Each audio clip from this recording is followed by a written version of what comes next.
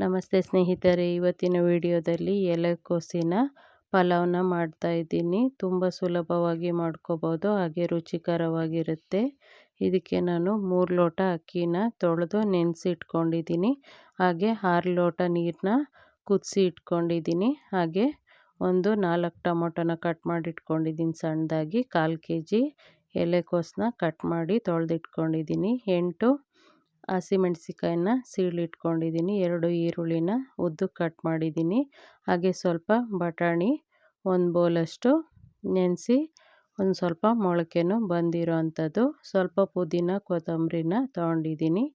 ಇವಾಗ ನಾನು ಒಂದು ಕುಕ್ಕರ್ನ ಇಟ್ಕೊಂಡು ಅದಕ್ಕೆ ಒಂದು 100-150 ಗ್ರಾಮಷ್ಟು ಅಡುಗೆ ಎಣ್ಣೆನ ಹಾಕ್ಕೊಂಡಿದ್ದೀನಿ. ಅದಕ್ಕೆ ಸೀಳಿಟ್ಕೊಂಡಿದ್ದಂಥ 8 ಹಸಿಮೆಣಸಿನ್ಕಾಯಿ ಪಲಾವ್ ಸಾಮಾನುಗಳನ್ನ ಹಾಕ್ಕೊಂಡಿದ್ದೀನಿ. ಇವಾಗ 1 ಸ್ಪೂನು ಗರಂ ಮಸಾಲ ಪೌಡ್ರನ್ನ ಹಾಕ್ಕೊಂಡೆ. ಆನಂತರ 2 ಈರುಳ್ಳಿ ಉದ್ದಕ್ಕೆ ಕಟ್ ಮಾಡಿರೋದು, ಹಾಗೆ ಬಟಾಣಿ ಒಂದು ಸಣ್ಣ ಬೌಲಲ್ಲಿ 1 ಬೌಲ್ ಇತ್ತು, ಅದನ್ನು ಹಾಕ್ಕೊಂಡು ಸ್ವಲ್ಪ ಅರಶಿನ ಪುಡಿನ ಸೇರಿಸ್ಕೊಂಡು ಮಿಕ್ಸ್ ಮಾಡ್ಕೊಳ್ತಾ ಬೇಯಿಸ್ಕೊಳ್ತೀನಿ.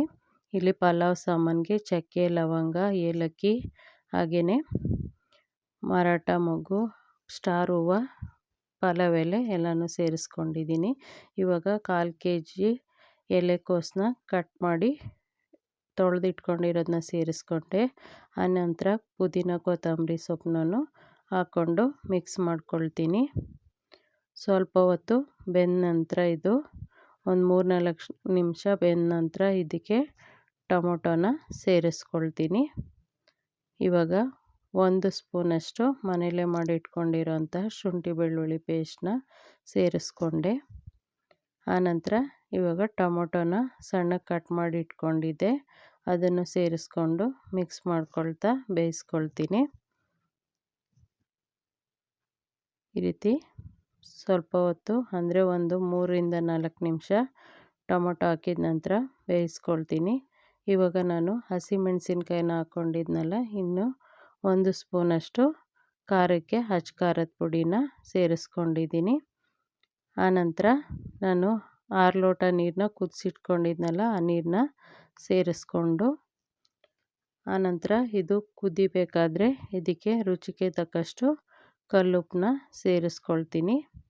ಈ ರೀತಿ ಮಿಕ್ಸ್ ಮಾಡಿ ಬಿಡ್ತೀನಿ. ಕುದಿಬೇಕು. ಇದು ತಟ್ಟೆನ ಮುಚ್ಚಿ ಕುದಿ ಬಂದಾಗ ನಾನು ಇದಕ್ಕೆ ಇವಾಗ ರುಚಿಗೆ ತಕ್ಕಷ್ಟು ಉಪ್ಪನ್ನ ಸೇರಿಸ್ಕೊಂಡಿದ್ದೀನಿ. ಹಾಗೆಯೇ ಅಕ್ಕಿನೂ ಇದಕ್ಕೆ ಇವಾಗ ಸೇರಿಸ್ಕೊಳ್ತೀನಿ.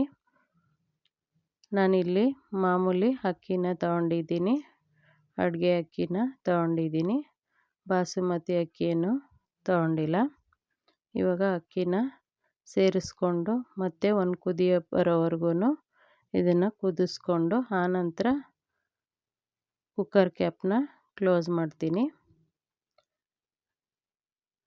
ಇವಾಗ ಅಕ್ಕಿ ಎಲ್ಲ ಸೇರಿಸ್ಕೊಂಡಿದ್ದೀನಿ. ಇದು ಒಂದು ಕುದಿ ಬಂದಾಗ ಚೆನ್ನಾಗಿ ಮಿಕ್ಸ್ ಮಾಡಿಬಿಟ್ಟು ಕ್ಯಾಪ್ನ ಕ್ಲೋಸ್ ಮಾಡ್ಕೊಳ್ತೀನಿ. ಕ್ಲೋಸ್ ಮಾಡಿ 1 ವಿಸಿಲ್ನ ಕೂಗಿಸ್ಕೊಂಡ್ರೆ ಎಲೆಕೋಸಿನ ಪಲಾವ್ ರೆಡಿಯಾಗುತ್ತೆ. ತುಂಬ ರುಚಿಕರವಾಗಿರುತ್ತೆ. ಒಮ್ಮೆ ಈ ವಿಧಾನದಲ್ಲಿ ಟ್ರೈ ಮಾಡಿ ನೋಡಿ, ಹೇಗೆ ಬಂತು ಅಂತ ಕಮೆಂಟಲ್ಲಿ ತಿಳಿಸಿ. ಹಾಗೆ ಈ ವಿಡಿಯೋನ ನಿಮ್ಮ ಸ್ನೇಹಿತರಿಗೂ ಶೇರ್ ಮಾಡಿ. ನೋಡಿ, 1 ವಿಸಿಲ್ ಕೂಗಿ ತಣ್ಣಗಾಗಿದೆ. ಇಷ್ಟು ಚೆನ್ನಾಗಿ ಬಂದಿದೆ. ಧನ್ಯವಾದಗಳು ಸ್ನೇಹಿತರೆ.